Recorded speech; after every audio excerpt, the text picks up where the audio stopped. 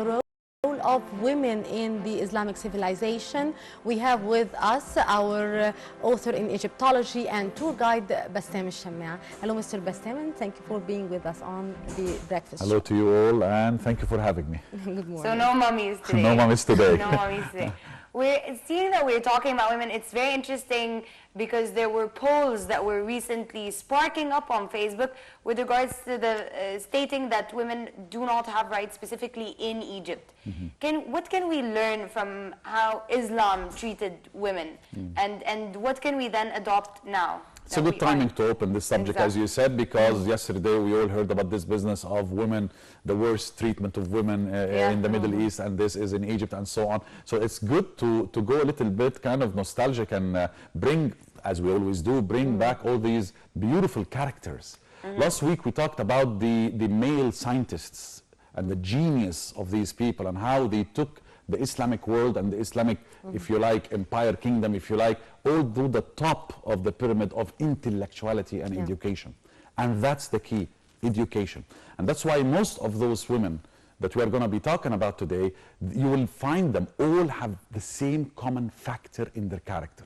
They were polite, they were intellects, they were highly educated, and they wanted to educate more, and they would educate themselves more, and they were generous. Those are three things you will always get when you talk about Fatma al-Fihri, Maryam al-Fihri, when you talk about Stait al-Mahamli, you're going to talk about all those beautiful ladies, and they actually had an impact on their society.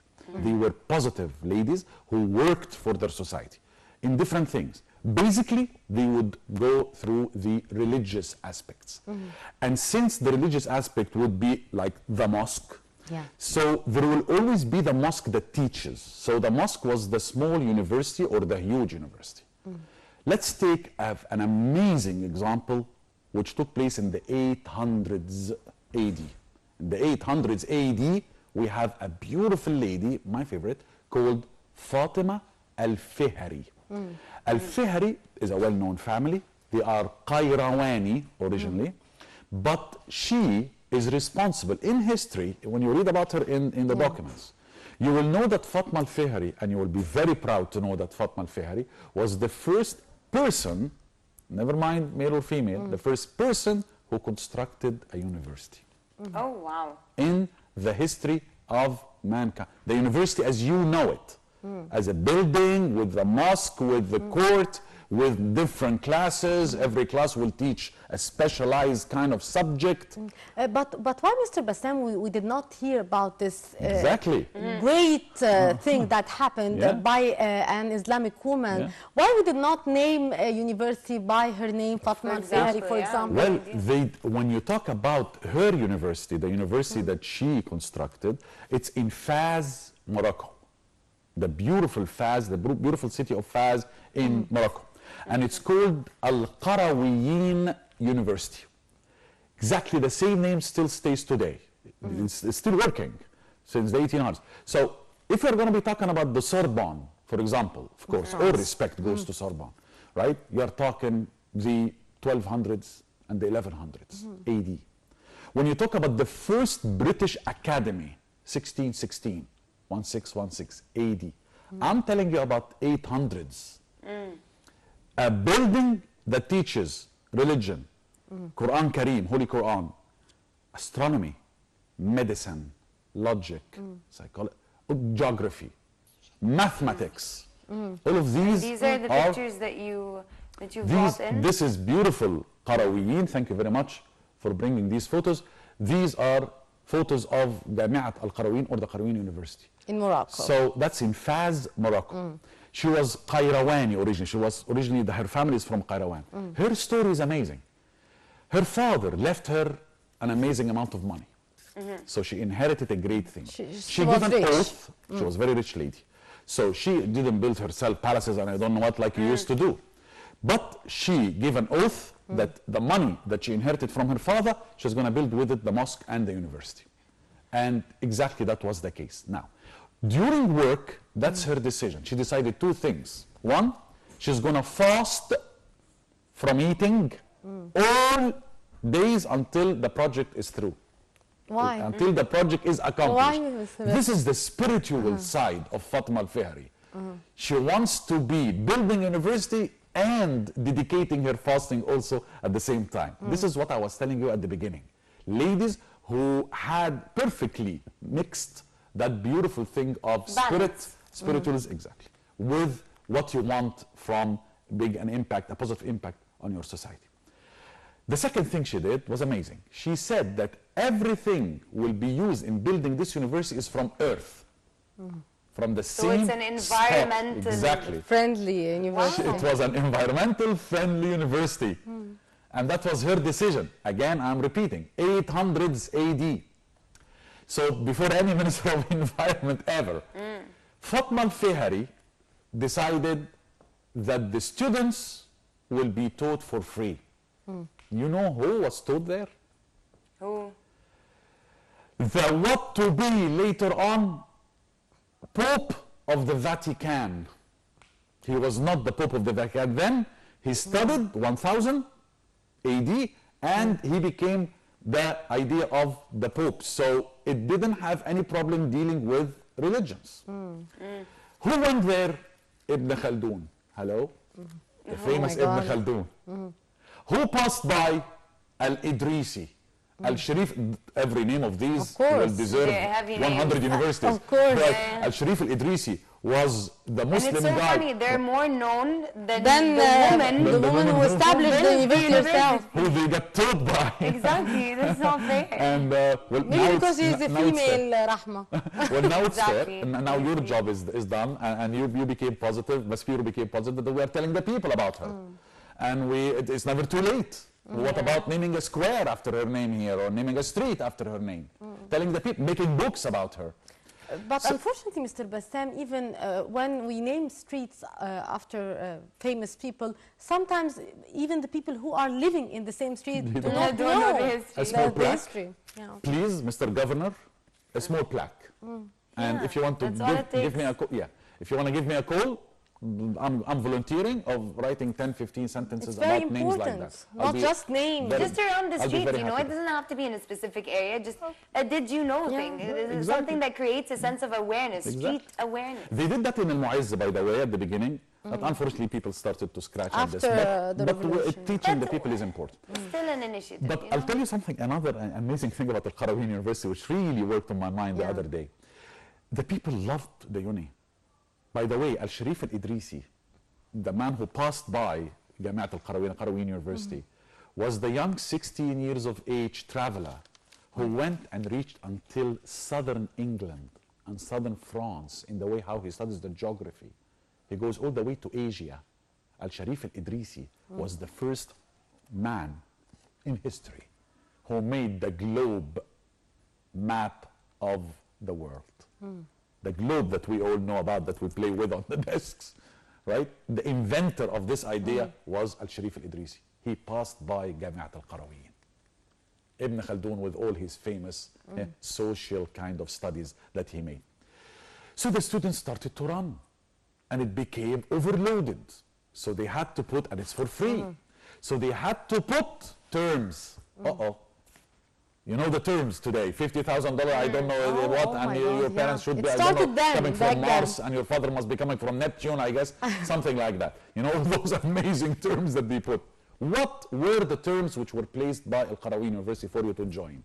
One, study the Quran. Two, so it's, again, bringing that spiritual religious thing to the whole idea of education. You are taught for free. You are given rooms to sleep as a boarding school. Exactly, for free. You are given food for free. You are given education for free. Exactly, it's educational heaven. And the coming bit is that you are given money. Pocket money, daily pocket money. I would like very much to join the university. New education could be so attractive. You know what I mean? So, what astronomy? There will be rooms for astrolabs. Astrolabs are very complicated designed machine, works manually, which gives you the directions of the cardinal points of the universe, will give you where to go and when to go. It will give you, while you are sailing, you can know directions in the desert. Astrolab. Whenever you go anywhere in any university or in any museum, I've seen astrolabs in America, in museums in America, there is a section for the Muslim astrolabs. Astrolabs are very complicated design things because it's more than one layer and you work it like so. You only see it in movies. But astrolabs were made by women as well because nobody knew, I didn't know that women actually made astrolabs because always astrolabs are like for men who are inventing astrolabs. Yes. But we know a lady now for sure who her father was an astrolabian, if you like, and she actually loved astrolabs and she started to make astrolabs like her father. Pretty amazing. She was called Al-Agaliya because her father was Al-Agali, so she became Maryam Al-Agaliya Al-Istirlabiya. She is the Istirlab Maryam. She is the Maryam of the Istirlab. The Istirlab became kind of connected to her name, her Maryam. And by the way, Fatima Al-Fihri, her sister Maryam Al-Fihri, was another amazing lady. What a family. In the field of education as well? And she built a mosque and she made this and so on. Talk about the Umayyad period, Al-Amawiyya. The period of Al-Amawiyin, the Umayyads. Everybody knows about this man and this leader and Muawiyah ibn Abi Sufyan and all those famous guys are really great guys. But very little know about Zainab. Who's Zainab from the Umayyad family? At the end of the Umayyad epoch, Zainab was a doctor. She was a physician.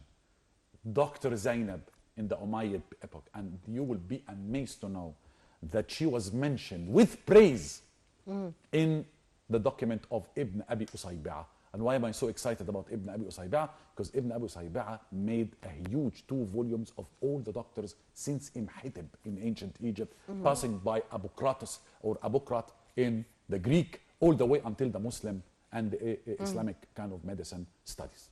He mentions her by praise. And he goes, and the Arab knows her.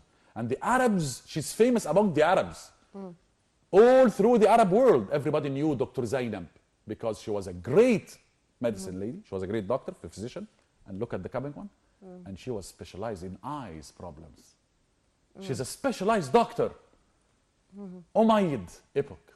Why are we always mentioning all the fights between I don't know what and who killed what? Mention Zainab to the world and tell them, look how the Islamic world treated women and how they worked. Well, then what happened? I mean, now it's all gender issue. It's all about who you're talking about and who you're not talking about.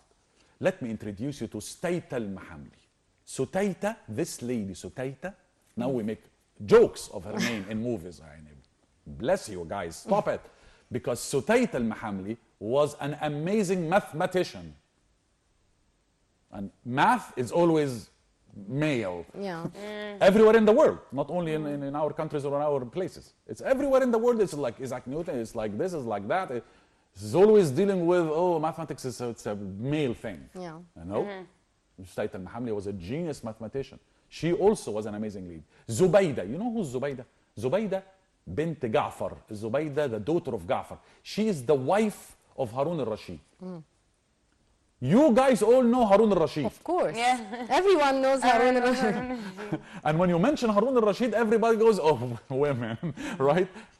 Unfortunately, or fortunately for him, unfortunately, or everybody who knew wrong, no, Zubaydah made hotels for passers-by to eat. Hotels. She made buildings for people to sleep, passers-by. Zubaydah bint Ja'far dug wells for people to dug wells. A lady who's digging wells for people to drink. We had a lady who sponsored the lady. And I would like to mention, amazingly enough, a lady, do you remember Grenada, of course, Granada, in Andalusia? Yeah, in Spain. We all remember Abu Abdullah. Abu Abdullah, to those who don't know who's Abu Abdullah, Abu Abdullah is the last Muslim leader of Grenada. He's the guy who delivered the keys of Grenada and cried, and that was the end of Andalusia after 800 years and something of great time. A beautiful dream in reality. She was his mother. And she was the lady who was giving him all the support this is to what fight. I hate, what I can't stand about history. It's so selective. You you have to what she really told dig him when he for did these that? stories. Look at this mother. She's strong, right? We are going to finish with that comment. Okay. Because that is a very, very sad ending of Grenada. He's crying because he was fighting with his family. And when people fight, they get divided. And when you get divided, you split. And when you split, you become weak. And when you become weak, you get defeated. What do they say? Divided, we fall, together we stand. She goes and tells him the famous sentence, oh, you go cry, a great kingdom that you didn't defend as a man.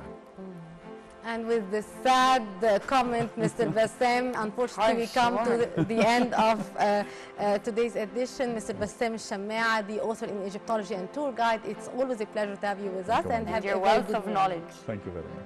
And with this, our dear viewers, we come to the end of this edition of The Breakfast Show. I would like to thank my dear colleague Rahma Zin. It's always fun. And we've learned now, so we're going to go build our own university right now. And thank you, our dear viewers. And please stay tuned to more of our programs coming next on Nile International.